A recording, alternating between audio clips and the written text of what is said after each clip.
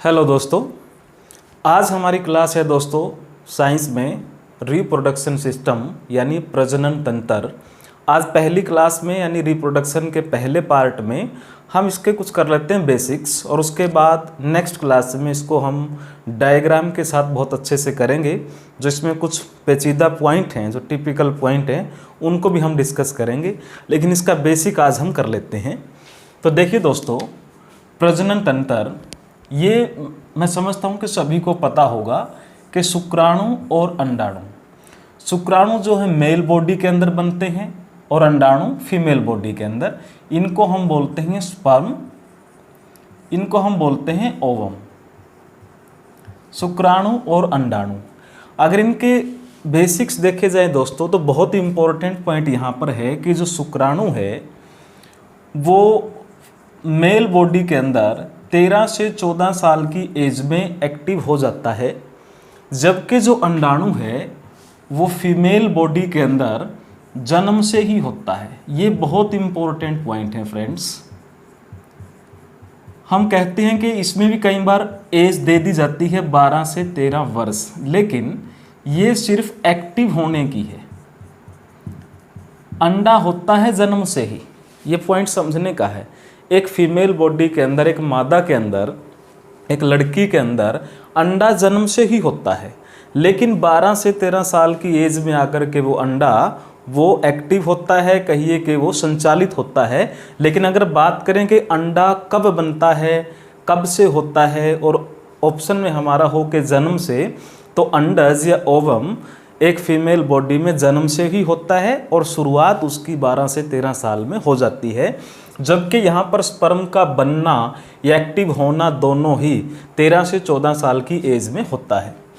नर हार्मोन्स यानी मेल जो हार्मोन्स हैं, जो शुक्राणु और अंडाणु को एक्टिव करते हैं या जो सेक्सुअल कैरेक्टर को डिसाइड करते हैं, तो वो टेस्टोस्टेरोन बोलते हैं और एंड्रोजन बोलते हैं मेल बॉडी में। यानी शुक्राणु और अंडाणु, या यहाँ पर हम बात करेंगे शुक्राणु को एक्टिव करने वाले जो नर हार्मोन्स हैं, जो इनको स्त्रावित करते हैं, इनको चलाते हैं, तो मेल बॉडी में टेस्टोस्टेरोन और एंड्रोजन। ये क्वेश्चन बहुत बार आता है, जैसे 3 नाम नीचे हैं 2 ऊपर हैं, इन पांचों का एक ऑप्शन बना दें, निम्न में से कौन सा मेल बॉडी में नहीं है, फीमेल बॉडी में नहीं है, या मेल और फीमेल में है, तो हमें पहचान हो फ्रेंड्स कि टेस्टोस्टेरोन एंड्रोजन होता है नर हार्मोन्स, और जो फीमेल हार्मोन्स हैं एस्ट्रोजन, प्रोजेस्टेरोन और इलेक्सिन, इसको हम बोलते हैं। ये वो हार्मोन्स हैं नर और मादा के जो शुक्राणु और अंडाणु को एक्टिव करते हैं।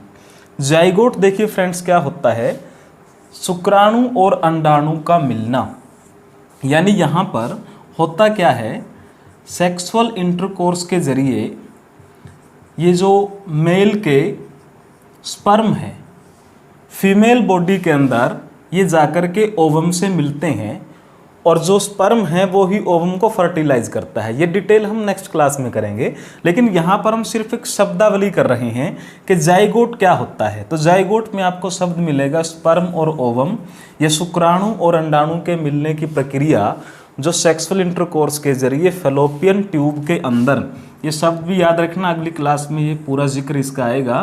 फैलोपियन ट्यूब या डिंब वाहिनी, अंडा वाहिनी नली इसको बोल देते हैं, उसके अंदर ये जाइगोट बनता है या फर्टिलाइजेशन होता है।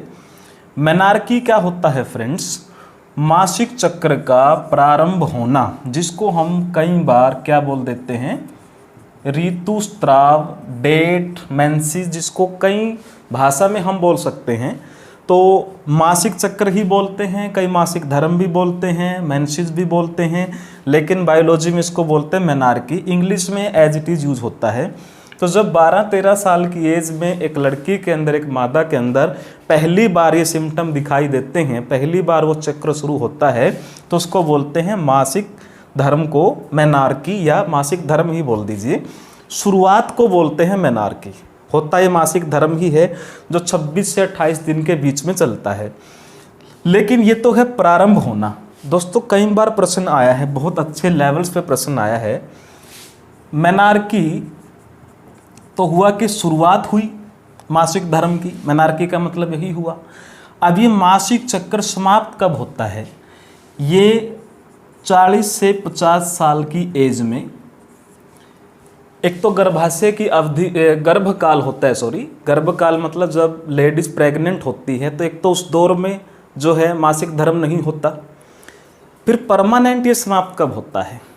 परमानेंट इसकी समाप्ति होती है 40 और 50 साल के बीच में, यानी 45, 48, किसी भी एज में। ये अलग अलग डिपेंड करता है, थोड़ा ये उसकी प्रकृति पे डिपेंड करता है शरीर की। तो लेकिन जनरलाइज रूल है 40 से 50 साल की एज में जब ऋतुस्राव या मासिक धर्म समाप्त हो जाए तो उसको हम क्या बोलते हैं? उसको बोलते हैं मेनोपॉज। इसको बोलते हैं मेनोपॉज। ये याद रखना, मेनोपॉज क्या है? मासिक धर्म का समाप्त होना, और मेनार्की क्या है? मासिक धर्म का पहली बार शुरू होना। तो ये हमने यहाँ पर ये पॉइंट किए फ्रेंड्स।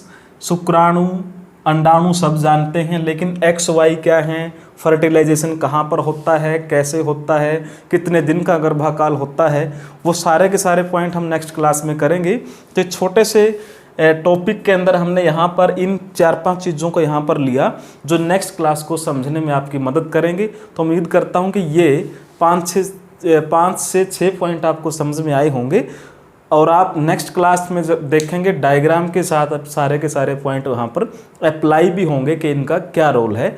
तो आप जुड़े रहिए और जोड़िए अपने दोस्तों को भी। धन्यवाद।